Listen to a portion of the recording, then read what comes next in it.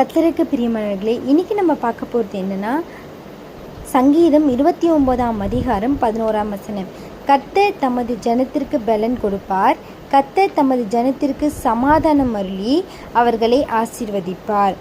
இந்த வசனத்தை ஆண்டவராகிய இயேசு கிறிஸ்து எதற்காக நமக்கு தரணும், எந்த நோக்கத்தோடு நமக்கு தரணும்? ஆண்டவர் என்ன சொல்லியிருக்கிறார்? கர்த்தர் தமது ஜனத்திற்கு பலன் கொடுப்பார். எதனால் பலன் கொடுப்பார்? நம்ம இந்த உலகத்தில் எவ்வளோ நோய்களை எதிர்த்து வாழ்ந்து கொண்டிருக்கிறோம். இந்த உலகத்தில் எவ்வளோ பேர் நோய்களினால் பாதிக்கப்பட்டு இறந்து கொண்டிருக்கிறார்கள்.